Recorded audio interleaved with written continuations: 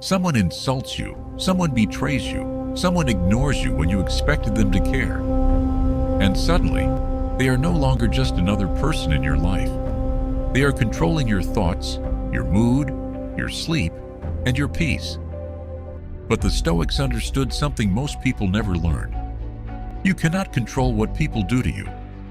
You can control what their actions become inside your mind.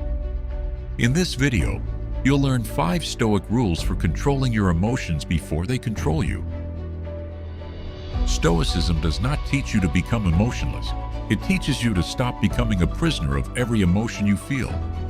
Anger can be useful, but uncontrolled anger makes you careless. Sadness is human, but allowing sadness to define your identity keeps you trapped. Fear can warn you, but fear should not become the person making your decisions. The goal is not to destroy your emotions. The goal is to create enough space between what happens and how you respond.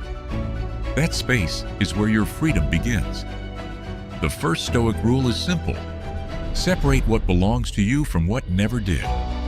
You control your decisions. You control your effort. You control your words, your preparation, and the meaning you assign to an event. You do not control another person's opinion. You do not control whether someone stays loyal. You do not control how quickly success arrives. And you definitely do not control the past.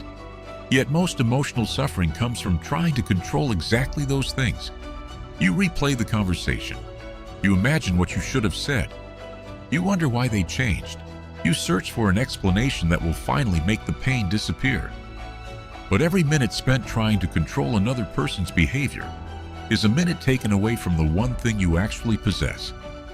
Your own response. The next time something upsets you, ask yourself, is this inside my control, or am I demanding control over something that was never mine? If it is outside your control, release the demand. Not because it does not matter, because your peace matters more than an impossible argument with reality. The second rule is to create a pause. Most people do not ruin their lives because they felt anger. They ruin their lives because they obeyed anger immediately. They sent the message, they made the accusation. They walked away, and they said the sentence that could never be taken back. The emotion arrived first, and the decision followed before wisdom had a chance to speak.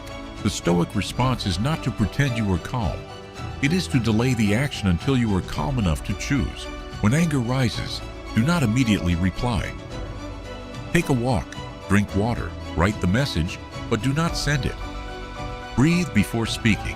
Sleep before making a permanent decision about a temporary feeling. A pause may feel weak in the moment, but the pause is not weakness. The pause is evidence that you, not the emotion, are in control. Ask yourself, if I respond now, am I solving the problem or simply transferring my pain to someone else? That one question can save you from months of regret. The third rule is to stop repeating the injury in your mind. An event may happen once, but your mind can make you experience it hundreds of times. You replay their words. You rebuild the scene. You imagine better comebacks. You create arguments that never happened. And each time you repeat the memory, your body reacts as if the threat is happening again. This is how one insult becomes a week of anger. One rejection becomes a belief that nobody will ever choose you. One betrayal becomes a reason to trust no one. The past can teach you, but it cannot be allowed to keep attacking you. When the memory returns, do not argue with it for an hour. Name it clearly. This is a memory, not a present threat. Then redirect your attention towards something you can act on now. Train, work, clean your room, read, make the difficult phone call. Do something that reminds your mind that you are still capable of directing your life. You do not heal by pretending the injury never happened. You heal by refusing to give the injury unlimited access to your present. If you're trying to become calmer, stronger, and less controlled by other people's actions, subscribe to The Masked Emotion. This channel is about turning ancient wisdom into practical strength for modern life. Now let's move to the fourth rule. The fourth Stoic rule is to practice discomfort before life forces it upon you. Modern life trains you to escape every uncomfortable feeling. The moment you feel bored, you reach for your phone. The moment you feel lonely, you chase attention.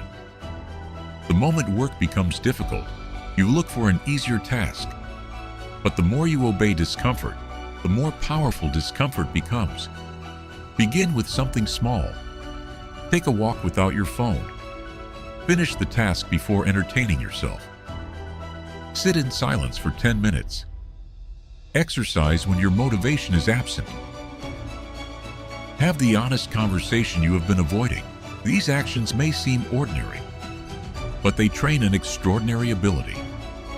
The ability to feel discomfort without immediately surrendering to it. A person who needs perfect conditions will always be controlled by circumstances.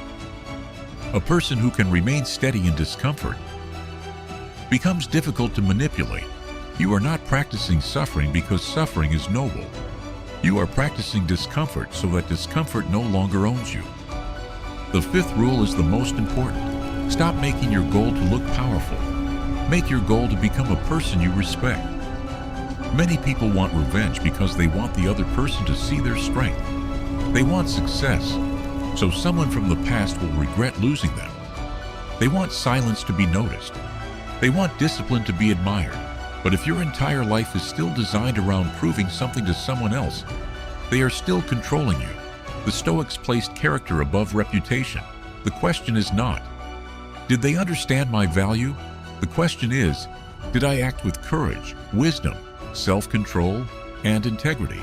You may not be able to control whether people respect you, but you can control whether your behavior deserves your own respect. That is a stronger victory than revenge, because revenge keeps you connected to the person who hurt you. Character sets you free from needing their reaction at all. So remember the 5 rules. Separate what you control from what you do not. Delay your reaction. Stop rehearsing the injury. Practice discomfort on purpose. And make character, not attention, the goal. You will still feel anger. You will still feel fear. You will still be disappointed by people. Stoicism does not promise a life without pain.